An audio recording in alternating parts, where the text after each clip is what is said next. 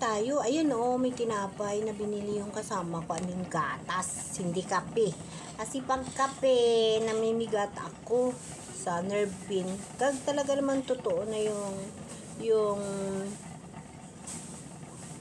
coffee, bawal sa may nerve pin. Sabi ng neurologist ko, bawal nga ako magkape. Kaso lang, siyempre, nasanay na tayo sa kape, no? Umiinom ako.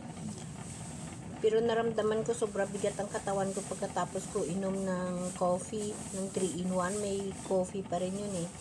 So, ang nangyayari, inobserve ko ngayon, mag-1 week na hindi ako nag-coffee. Pag walang gatas, tubig na lang. Hindi mabigat yung katawan ko. Yung labdis ng half body ko, hindi siya mabigat. Hindi na ako nagkape. Pag walang gatas, hindi mag-water na lang ako. Itong gatas, ano to? Evaporated na sobra sa luto ko. Yan ang ginamit ko. Bibili pa ako ng gatas. Nasarap sana uminom ng kape, kaso lang, sobra bigat pagkatapos ko na inom ng kape. Sobra bigat yung kalahating katawan ko. Kasi simple nasanay tayo sa kape mula noon pa. So, nang nag-stroke tayo, binawalan ako, pero umiinom pa rin ako. Ako rin ang nagsasuffer na napakabigat ng aking katawan.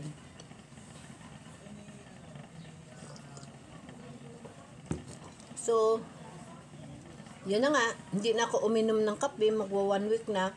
Alam niyo ba na hindi na mabigat yung kalahating katawan ko at saka yung manhid niya. Talagang naramdaman ko na pawala. Parang dito na lang sa dulo ng mga daliri ko, yung dito ko wala na. So, i-continuous ko lang. Pag walang gatas, di inom ako ng tubig, no, di ba?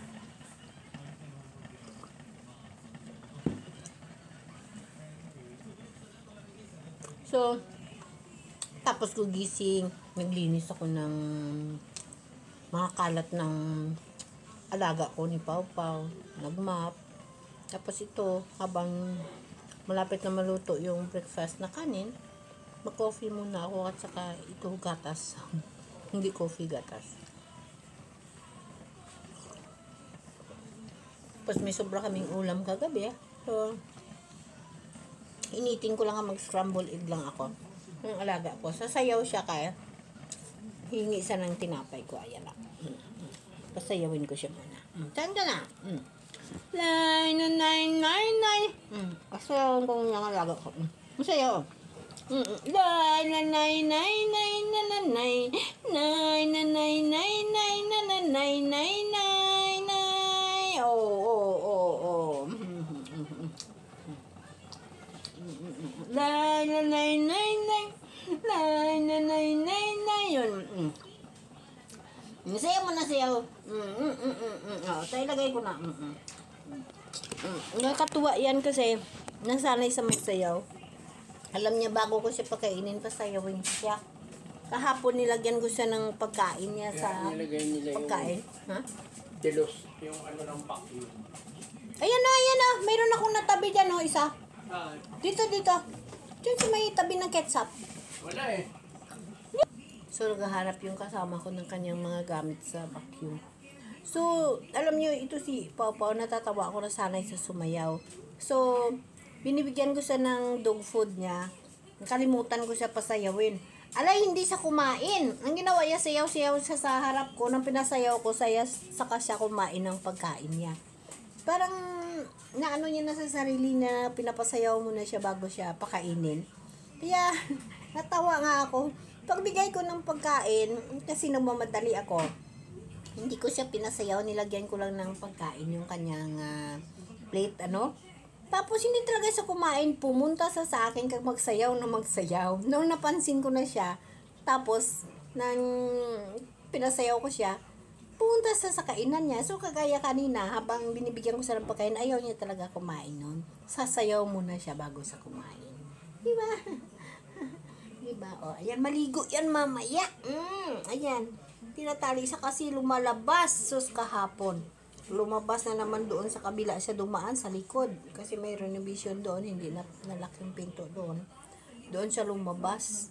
Paglabas siya doon, nasa gate siya, nandito ako sarado rin. Nagtataka ako kung bakit may tumatahol.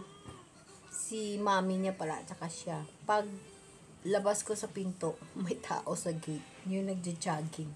Sabi niya, "Hoy, baka sagasaan siya sa kalsada, nasa gate siya, ay wala siyang tali." Sus Maria.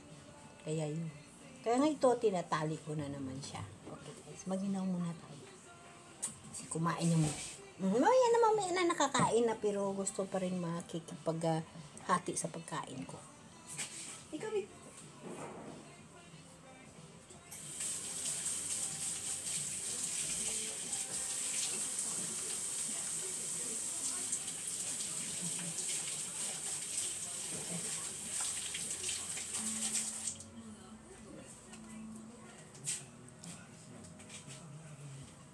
so, yun. So, gusto pa rin makikipaghati sa pagkain ko. So, sa area ng trabaho ko ngayon, napakagulo kasi nga ayusin pa yung tiles. So, yung mga ibang mga display ko, pinag-aalis ko na dyan, wala nang laman. Kasi nga, aayusin pa. Lagyan pa ito dito ng baguhin yung kanyang drainage. So, ayun. Pinag-aalis ko, binlabas ko lang yung importante na laging ginagamit ng boss ko. So, ayan. Yung sa aking mga pinanggagamit, pinagtatabi ko na sa isang box para hindi masyado madumihan kasi sa Monday, babalik pa sila. So, mag-ano sila dito. So, malapit na talaga matapos yung aming renovation. So, dito ako sa labas. So, tapos na yung aming kwarto. Ito yung aming bodega. Yung nilagay ko ng mga gamit ko sa loob. Mga pang-kitchen habang hindi pa doon natatapos. Yung mga hindi ko masyado ginagamit, ilabas ko lang pag gamitin ko. Ito naman yung kwarto namin. Ito yung kwarto ng aming nag-iisang lalaki. Ito naman yung banyo namin. Yun. And then, may tiles na siya. Naka-tiles na ito dito. Tapos, ito pa ang bubong ang ayusin. Lagyan pa ng bubong. Ito. Tapos na talaga yung aming ng renovation. Konting follow-up na lang. Yun. Naka-tiles na. Ito yung music room hanggang doon. Tapos ito naman yung laundry area namin. So ito yung aming istambayan, magsilabahan. Yun. Malapit na talaga siya matapos. So, ayun na nga. Marami kaming dapat tulong-tulungan sa paglinis after na matapos na talaga yung renovation. So, yun. At least, pag may bubong na ito, maganda na siya. At saka ayusin pa yung kitchen namin yung bubong. Kaya ganun guys. So, maraming salamat sa inyo sa panonood nyo sa mga video ko. Maraming salamat sa inyo. So, ito, makukuha na naman natin yung ating pinaghirapan sa YouTube. So, kahit konti lang yun, pero nakikita ko na unti-unting continuous at lumalaki yung pinibigay ni YouTube sa atin. In this month, ang for January ko, malapit na lang, umabot na ako ngayon ng $20.